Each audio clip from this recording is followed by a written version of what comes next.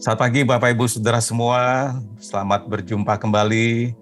Kita ada di penghujung bulan September ya hari ini, tanggal 26 September dan minggu depan kita sudah ada di bulan Oktober. Rasanya tidak lama lagi kita akan merayakan Natal ya, karena sudah semakin mendekati Natal. Nah Bapak Ibu, saya akan melanjutkan seri khotbah dari kekuatan atau kuasa yang Tuhan berikan agar kita bisa memperoleh kekayaan, the ability to produce wealth. Kita ada di minggu yang keempat pada hari ini, kita ada di minggu yang terakhir, dan judul khotbahnya A Charge to Stay on Mission. Jadi suatu perintah atau tuntutan dari Tuhan agar kita tetap kepada misi yang diberikan kepada kita. Kita lihat dalam kitab Ulangan nanti pembahasan kita, dan sebelum itu saya akan bertanya satu pertanyaan yang untuk menjadi pembuka agar kita bisa berinteraksi satu sama lain. Di mana tempat yang paling jauh dari rumah yang Bapak Ibu Saudara pernah pergi? Ya, dan coba ceritakan apa yang Bapak Ibu Saudara alami. Nah, tentu saja tidak sekarang ya ceritanya, tetapi pertanyaan ini diharapkan membawa Bapak Ibu pada ingatan paling jauh di mana ya saya pergi. Nah, kalau saya ditanya pertanyaan ini, saya teringat perjalanan saya ke Mesir ya, dan ini adalah foto di padang gurun Sinai. Waktu itu kami naik ke Gunung Sinai. Gunung Sinai itu ada di bagian selatan, mendekati selatan di kalau kita lihat di Timur Tengah ya. Di situ ada kayak jazirah, paling ujung itu mendekati ujung itu ada Sinai. Jadi letaknya itu agak ke bawah ya. Jadi kalau kita dari Israel mau ke Egypt, ke Mesir, biasanya turun lewat bawah, lalu kayak letter U lalu naik ke atas untuk sampai ke Sinai.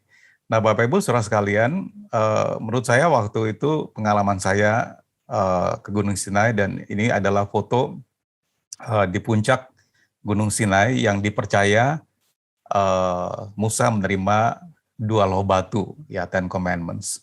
Nah, waktu itu saya berpikir ini satu kesalahan yang saya ambil untuk memimpin tur ke sana, karena waktu itu harusnya bukan saya yang memimpin, tapi yang pemimpinnya sakit, jadi saya harus menggantikan. Dan tengah malam kita harus berjalan dengan mobil, jadi jam 12 malam dibangunkan, tidur cuma 2 jam, karena kami baru sampai di Catherine Village, ada satu tempat di bawah kaki Gunung Sinai namanya Catherine Village.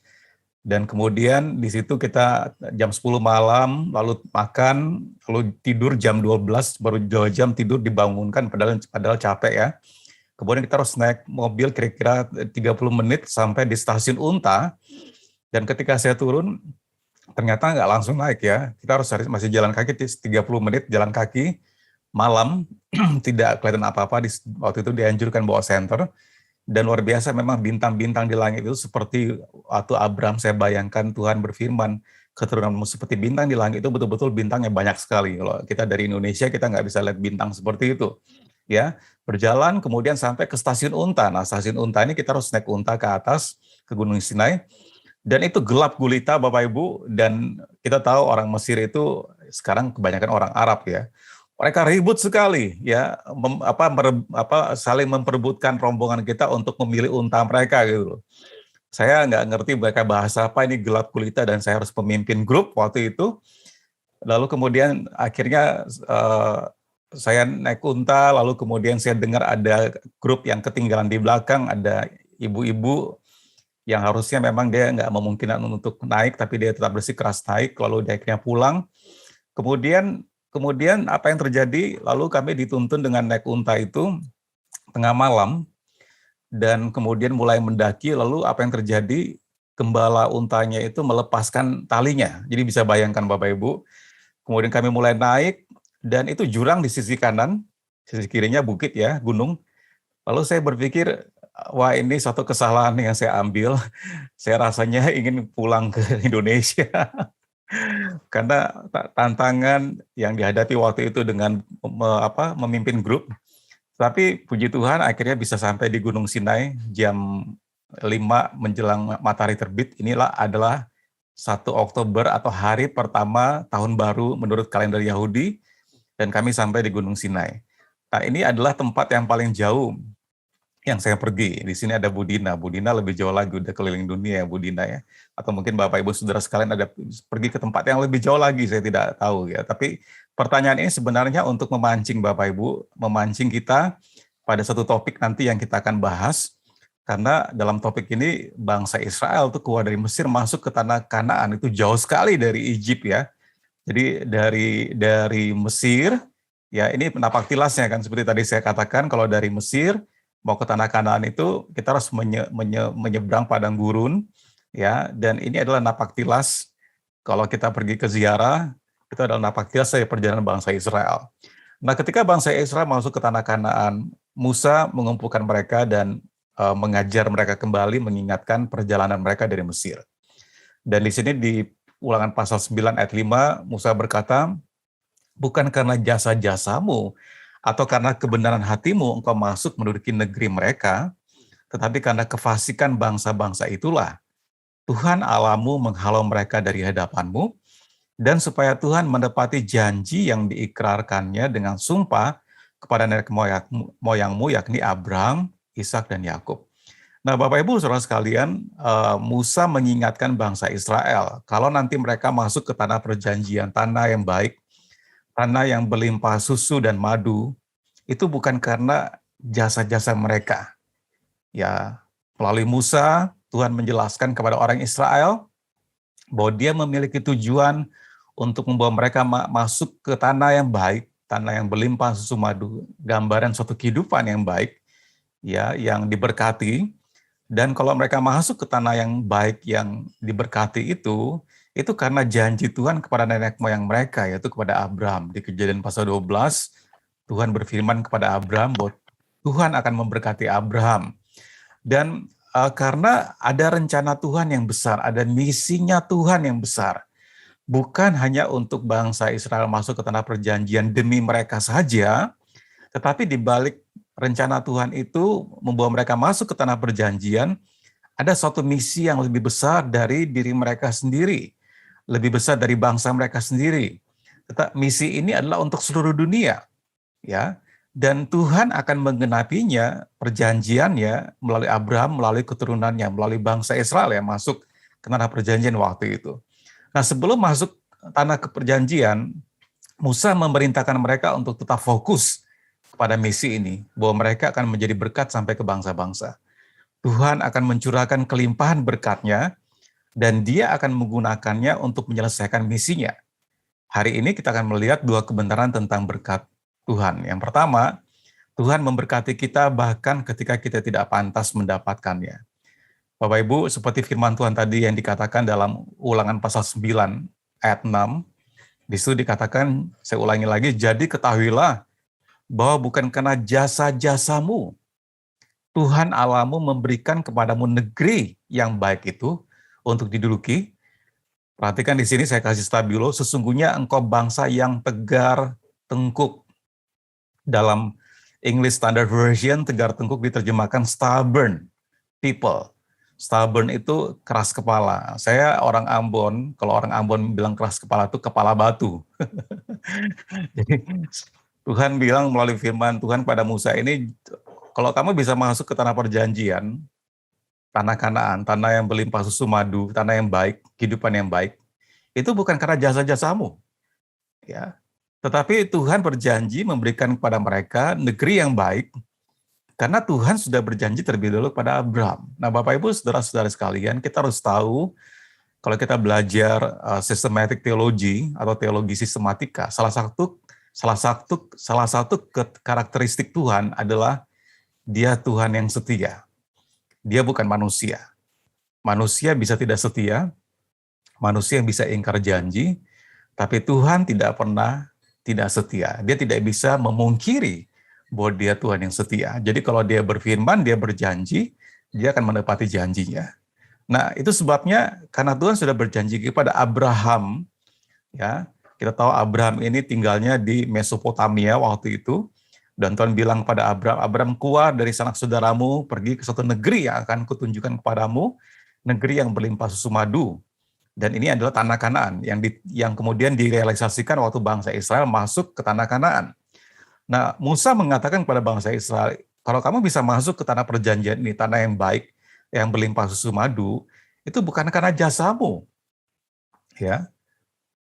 Tapi Tuhan memberikan kepadamu karena dia sudah berjanji kepada Abram. Lalu di sini menariknya Tuhan bilang, sesungguhnya engkau bangsa yang tegar tengkuk, bangsa yang keras kepala, bangsa yang kepala batu gitu loh.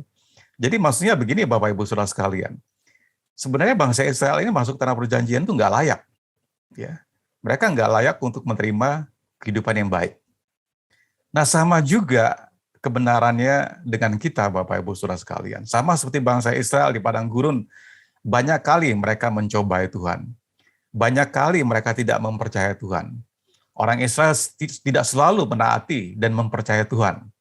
Bahkan setelah mereka mengalami mujizat Tuhan yang luar biasa, laut terbelah, kemudian mereka dikasih makan mana, kemudian bagaimana mereka melihat mujizat yang terjadi di padang gurun atau waktu di Mesir, ya mereka terus mengeluh, mereka terus menggerutu, mereka mengeluh terhadap Musa, dan sebenarnya mereka melawan Tuhan.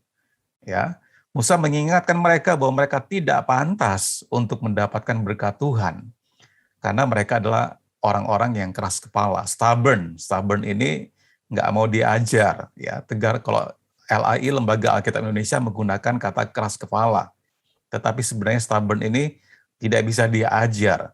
Tadi saya bilang kalau orang Ambon bilang tuh kepala batu, kepalanya terbuat dari batu, nggak bisa dikasih tahu gitu kan. Jadi sebenarnya bangsa Israel ini tidak layak untuk mendapatkan kehidupan yang baik, ya. Tetapi Musa meyakinkan mereka bahwa Tuhan yang setia ini, yang tidak bisa membatalkan perjanjiannya, itu akan memberkati mereka. Nah, demikian juga kebenarannya Bapak Ibu Saudara-saudari sekalian. Kita juga akan diberkati oleh Tuhan, bukan karena jasa kita sendiri, bukan karena kehebatan kita, bukan karena kepintaran kita, bukan karena koneksi, fasilitas, network yang kita miliki, tapi karena kesetiaannya. Kalau Bapak Ibu Saudara-saudari dan saya bisa diberkati hari ini, Bapak Ibu Saudara-saudari bisa hidup enak, hidup nyaman, bisa makan 3 kali, bisa ngemil, bisa punya mobil, punya rumah, punya sepeda motor, bisa kuliah, bisa punya keluarga, bisa punya tempat tinggal yang nyaman, bahkan lebih dari satu rumahnya, itu semua bukan karena jasa kita sendiri, bukan karena kehebatan kita, bukan karena kebaikannya kita, tapi karena kesetiaannya Tuhan. Ya, kita ini keras kepala, betul nggak? Ada nggak di sini yang mengklaim saya baik Pak di hadapan Tuhan, saya setia Pak di hadapan Tuhan, saya tidak pernah tidak percaya kepada Tuhan, saya tidak pernah berbuat dosa kepada Tuhan. Ada nggak di sini yang berani mengatakan demikian, Bapak Ibu? Tidak, kita semua ini jahat, kita ini semua berdosa. Ya, kadang-kadang kita menipu diri kita sendiri bahwa kita ini orang baik. Ya, enggak Bapak Ibu, kebenarannya kita ini semua jahat, Alkitab bilang. Ya, kita ini enggak benar, kita berdosa. Banyak kali kita menyimpang kepada janji firman Tuhan. Nah, demikian juga kalau Bapak Ibu Saudara, kita bisa mendapatkan berkat penyediaannya pada hari ini, itu karena sesuatu yang dia tetapkan untuk diberikan dengan bebas kepada siapapun yang menaruh kepercayaan kepada Tuhan. Ya. Nah, bagaimana kita bisa melihat penyediaan Tuhan yang terbesar? Itu ditunjukkan di kayu salib. Ketika Tuhan Yesus mati di kayu salib, itu adalah janjinya digenapi dan penyediaan terbesar yang Tuhan pernah berikan di atas kayu salib. Roma 8:32 mengatakan bagaimana keselamatan kita dan kasih karunia Allah dan penyediaannya. Kalau saya bacakan Roma pasal 8 ayat 32, Bapak Ibu, saya tidak siapkan di sini. Di sini ada ya, saya sudah siapkan Roma 8:32. Di situ dikatakan, ia yang tidak menyayangkan anaknya sendiri. Jadi Allah Bapa yang tidak menyayangkan anaknya sendiri, tetapi menyerahkannya bagi kita semua. Bagaimanakah mungkin ia tidak mengaruniakan segala sesuatu kepada kita bersama-sama dengan Dia? Jadi Allah yang cuma punya satu anak semata wayang, anak tunggal, yang tidak menyayangkan anaknya sendiri, tetapi yang menyerahkannya untuk disalibkan bagi kita semua. bagaimanakah mungkin Tuhan tidak mengaruniakan segala sesuatu kepada dia, kepada kita yang bersama-sama dengan dia. Jadi karena hidup Bapak, Ibu, Saudara, dan saya di dalam Tuhan, kita percaya kepada pekerjaan penebusannya di kayu salib, maka segala sesuatu diberikan kepada kita, bukan karena jasa kita, bukan karena kehebatan kita. Poin yang kedua yang saya ingin sampaikan Bapak Ibu, Tuhan memberkati kita untuk menjadi berkat. Ya.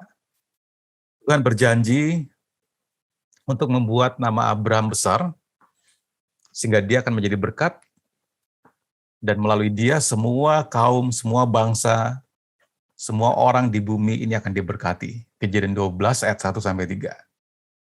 Tuhan punya tujuan yang lebih tinggi untuk membawa orang Israel ke dalam tanah perjanjian, untuk memberkati semua orang dari setiap suku dan bangsa.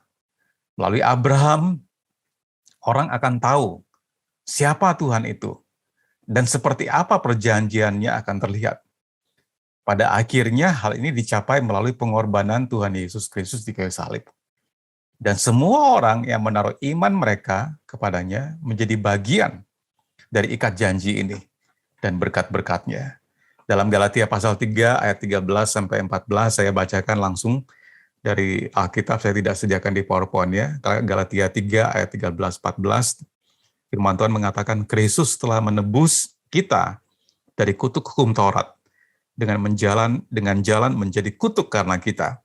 Sebab ada tertulis, terkutuklah orang yang digantung pada kayu salib. Ayat 14, Yesus Kristus, Tuhan Yesus Kristus telah membuat ini supaya di dalam Dia, di dalam Tuhan, berkat Abraham yang Tuhan janjikan di Kejadian 12 ayat 1-3 tadi, berkat Abraham sampai kepada bangsa-bangsa lain. Sehingga oleh iman kita menerima roh yang telah dijanjikan itu. Jadi Bapak Ibu, saudara-saudari sekalian, tujuan Tuhan membawa bangsa Israel masuk ke tanah perjanjian yang adalah perwujudan ya janji Tuhan kepada Abraham di Kejadian pasal 12. Tujuannya itu bukan hanya untuk bangsa Israel diberkati, bukan hanya untuk mereka sendiri diberkati, tetapi seperti saya katakan tadi ada tujuan yang lebih besar supaya bangsa-bangsa di muka bumi ini diberkati. Ya, barang siapa yang percaya kepada Tuhan Yesus Kristus, ayat 14 tadi dikatakan, di dalam Dia, di dalam Tuhan Yesus Kristus, berkat yang diperuntukkan kepada Abraham ini juga sampai kepada kita, sampai kepada bangsa-bangsa. Jadi inilah tujuan Tuhan yang lebih besar, a bigger picture, gambaran yang lebih besar bahwa mereka diberkati bukan hanya untuk mereka sendiri. Ya. Nah, demikian juga Bapak Ibu Saudara sekalian kebenarannya dengan cara yang sama. Penyediaan Tuhan dalam hidup Bapak Ibu Saudara dan saya bukan hanya untuk kesenangan kita sendiri. Ya. Bukan hanya untuk anak cucu kita sendiri, ya. Ketika Bapak Ibu Saudara menikmati seluruh hidup ini, Bapak Ibu tidak bisa mengatakan terima kasih Tuhan untuk berkat-Mu untuk saya. Bapak Ibu Saudara harus tahu bahwa Bapak Ibu Saudara dan saya diberkati untuk tujuan yang lebih besar. Ini perintah Tuhan kan kepada Musa, melalui Musa kepada bangsa Israel melalui Musa, Tuhan mengingatkan mereka untuk tetap kepada misi yang lebih besar. Apa misinya? Bahwa melalui kehidupan mereka, bangsa-bangsa akan diberkati. Berkat Abraham ini harus sampai ke bangsa-bangsa melalui siapa? Kalau hari ini dalam perjanjian baru, dalam konteks kekinian, melalui Bapak, Ibu, Saudara, dan saya. Kalau kita diberkati, itu bagi orang-orang di sekitar kita, keluarga kita, masyarakat kita, bangsa kita, bahkan sampai ke bangsa-bangsa lain. Terutama waktu kita menginvestasikan waktu dalam pemberitaan Injil, ya menggunakan berkat-berkat yang Tuhan berikan kepada Bapak, Ibu, Saudara, dan saya untuk menggenapi amanat agung. Ya. Jadi kalau Bapak, Ibu, Saudara, dan saya diberkati, tujuannya supaya kita dipakai oleh Tuhan menjadi berkat bukan hanya bagi keluarga kita, bukan hanya bagi masyarakat kita, bangsa Indonesia, bahkan sampai ke bangsa-bangsa melalui ketaatan kita kepada amanat agung, perintah agung. Apa itu? Tuhan bilang, pergilah jadikanlah bangsa-bangsa muridku, baptislah mereka, dan kemudian ajarlah mereka segala sesuatu yang telah kuajarkan kepadamu sampai akhir zaman. Nah, pertanyaannya Bapak Ibu Saudara sekalian, apakah Bapak Ibu terlibat dalam misinya Tuhan ini, dalam hidup Bapak Ibu Saudara? Bagaimana hidup Anda ini terlibat nggak menjadi berkat bagi orang lain? Atau kita hanya berpikir hanya untuk diri kita sendiri dan keturunan kita? Tidak, Bapak Ibu. Ingat, seperti bangsa Israel diberkati untuk tujuan yang lebih besar. Apa tujuan yang lebih besar? Berkat Abraham sampai ke bangsa-bangsa. Nah, pada hari ini, di saat ini, tujuan yang lebih besar agar Bapak Ibu, Saudara sekalian, menjadi berkat sampai ke bangsa-bangsa. Melalui berkatnya, melalui penyediaannya, melalui hasil usaha Bapak Ibu, melalui profit yang Bapak Ibu hasilkan, melalui investasi yang Bapak Ibu hasilkan. Semuanya itu Tuhan desain, bukan tentu saja kita diberkati terlebih dahulu ya. Kita, anak-anak kita, keluarga besar kita akan merasakan diberkati, tetapi tidak berakhir sampai di situ saja. Ya, sampai bangsa-bangsa ini harus merasakan berkat melalui kehidupan kita.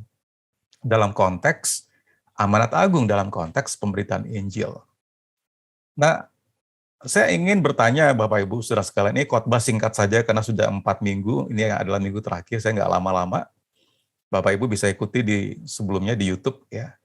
Saya mau tanya Bapak Ibu, apa yang Anda ingat, apa yang Anda inginkan orang lain mengingat Bapak Ibu Saudara dan saya? Apa yang Bapak Ibu inginkan orang lain membicarakan diri Bapak Ibu dan saya ketika kita sudah tidak ada? Ketika akhir hidup kita sudah tidak ada. Kemudian hal apa yang orang ingat tentang kita dan hal baik apa yang mereka bicarakan tentang kita? Ini satu pertanyaan yang besar untuk kita mendefinisi ulang untuk apa ya kita hidup. Apakah hanya untuk menumpuk kekayaan? Apakah hanya untuk membuat rekening bank kita bertambah banyak? Nggak ada yang salah dengan semuanya itu, tapi untuk apa semuanya itu? Untuk siapa? Oke. Untuk anak, keluarga, cucu, keluarga besar, oke. Tapi untuk siapa? Setelah mereka diberkati, lalu untuk siapa? Nah, jawabannya Bapak Ibu Saudara sekalian, untuk misi yang lebih besar. Agar berita Injil sampai ke bangsa-bangsa. Kalau kita sudah tidak ada, orang tetap akan mengingat kita bahwa dalam hidup kita, mereka akan membicarakan, mereka akan mengingat kita bahwa karena Bapak, Ibu, Saudara, saya bisa mengenal Tuhan. Keluarga saya bisa diselamatkan. Anak-anak saya, cucu saya bisa diselamatkan mengenal Tuhan. Mereka bisa diberkati hidupnya, mereka di dalam Tuhan. Keluarganya bisa diberkati hidupnya karena di dalam Tuhan. Karena Bapak si A, Bapak si B, atau karena si C, saya dapat mengenal Tuhan. Dan saya bisa memperoleh hidup yang kekal. Ini tujuan yang lebih besar Bapak Ibu Saudara-saudara sekalian, kalau kita diberkati. Saya akan menceritakan suatu kesaksian yang true story tentang seorang yang namanya,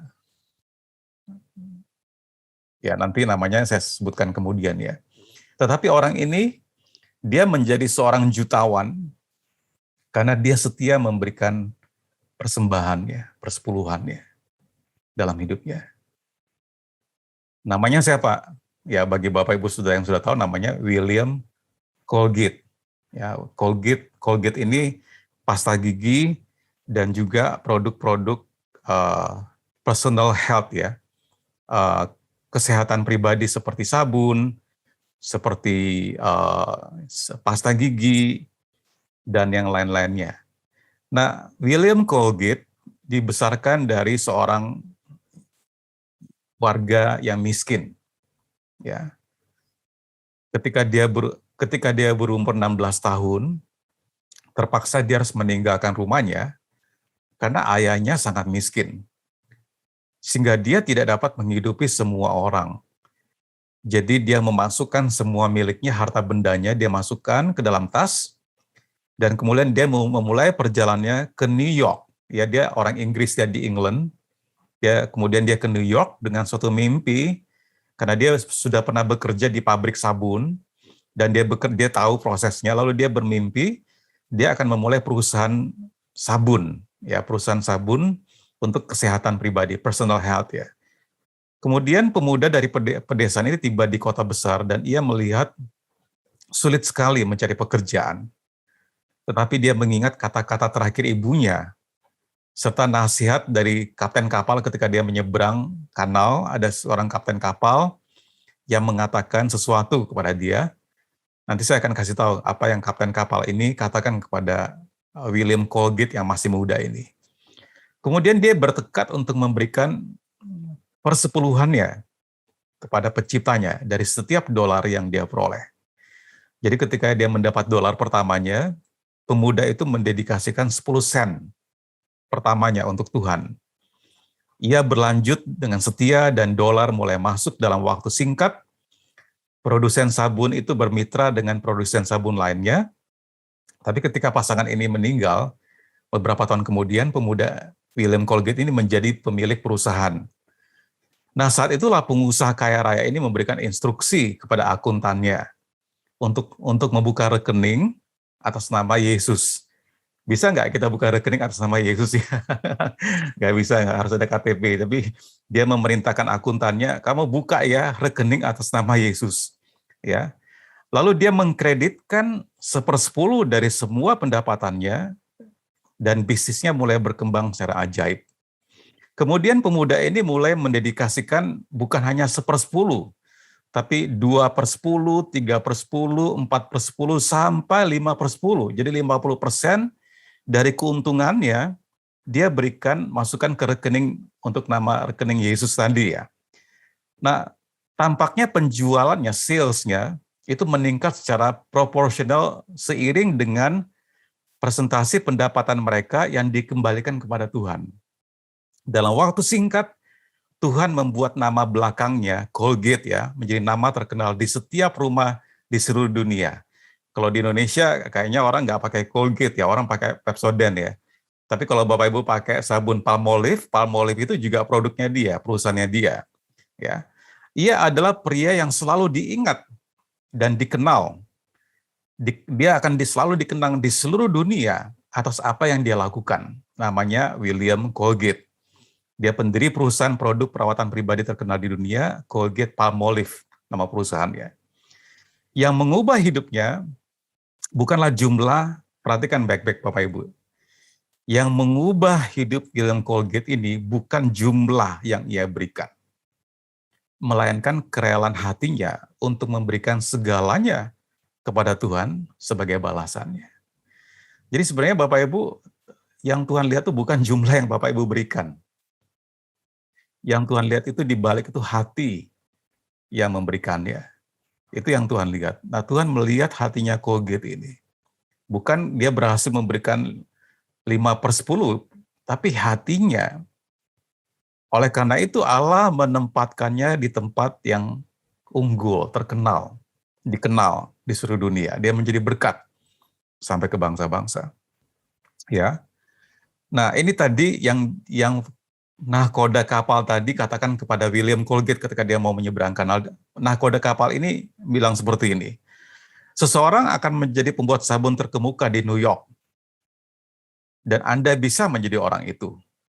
Tetapi Anda tidak boleh melupakan fakta bahwa sabun yang Anda buat telah diberikan kepada Anda oleh Tuhan. Hormatilah dia dengan membagikan apa yang Anda peroleh. Mulailah dengan memberikan persepuluhan semua yang Anda terima. Ini nasihat nahkoda kapal dan nasihat ibunya, dan dia lakukan.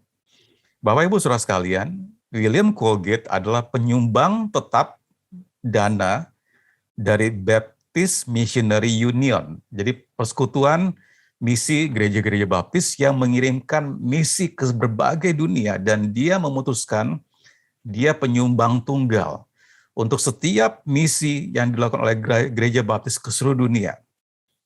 Nah, Bapak Ibu saudara sekalian, di sini satu contoh bahwa ketika orang hatinya kepada Tuhan dan memberikan apa yang dia miliki, mereka tidak menjadi miskin.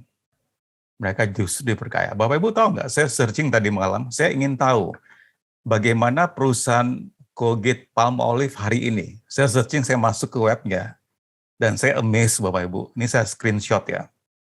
Ini adalah berita tanggal 10 September. Ya. Lalu saya highlight ya.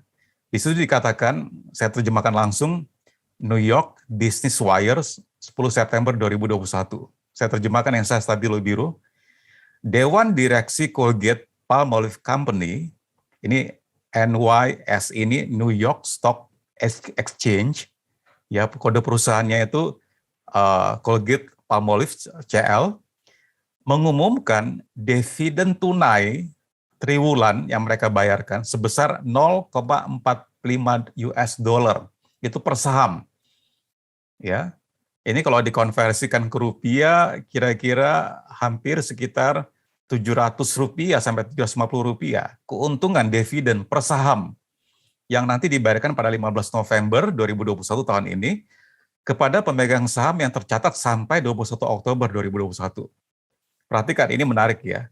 Dikatakan di sini di berita di webnya mereka, perusahaan telah membayar dividen tanpa gangguan atas saham biasa sejak 1895.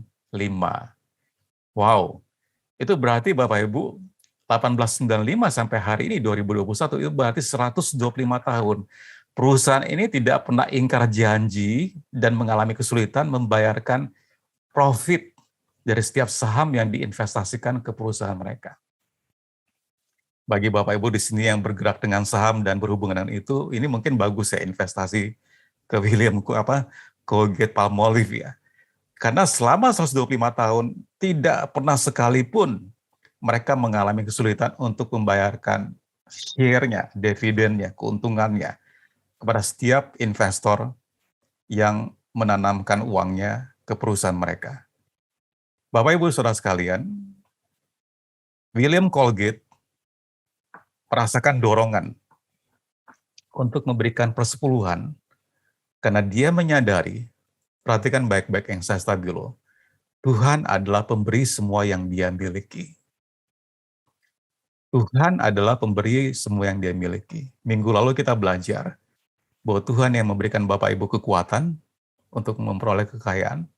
Kekuatan itu bisa berarti kreativitas, bisa berarti kepintaran, bisa berarti koneksi, bisa berarti fasilitas. Tetapi juga ada satu hal yang paling penting, yang namanya kesempatan atau peluang. Bapak Ibu bisa kreatif, Bapak Ibu bisa kaya, Bapak Ibu bisa pintar, bisa punya koneksi, tapi kalau tidak ada yang namanya kesempatan atau peluang, Bapak Ibu tidak bisa menjadi seperti yang sekarang ini. Coba Bapak Ibu Saudara pikirkan, bagaimana peluang demi peluang, kesempatan demi kesempatan yang Bapak Ibu pernah terima, hingga Bapak Ibu Saudara yang saya ada pada titik seperti ini. Nah, kesempatan itu dari Tuhan. Peluang itu dari Tuhan. Colgate menyadari bahwa Tuhan adalah pemberi semua yang dia miliki. Tidak hanya kesempatan, tetapi bahkan dia menyadari setiap elemen, setiap unsur yang dia gunakan dalam pembuatan produknya, itu dari Tuhan. Ini saya ambil dari Wikipedia, dari buku kutipan dari Wikipedia. Ya. Jadi Bapak Ibu Saudara sekalian, kita diingatkan oleh Timotius. Rasul Paulus menulis surat kepada Timotius, ayat 6, 17-19. Peringatkanlah kepada orang-orang kaya di dunia ini, agar mereka jangan tinggi hati, dan jangan berharap pada sesuatu yang tak tentu seperti kekayaan, melainkan kepada Allah, yang dalam kekayaannya memberikan kepada kita segala sesuatu untuk apa Bapak Ibu? Untuk dinikmati. Ya. Saya berdoa Bapak Ibu, Saudara sekalian, dalam pekerjaan kita, studi kita, pencapaian target, pencapaian dalam hidup ini, jangan membuat kita stres dan gila dan tertekan, karena apa yang kita usahakan. Tuhan berkata semuanya itu untuk dinikmati. Kalau Bapak Ibu bekerja, berusaha, ya bekerja dengan profesi apapun, nikmatilah.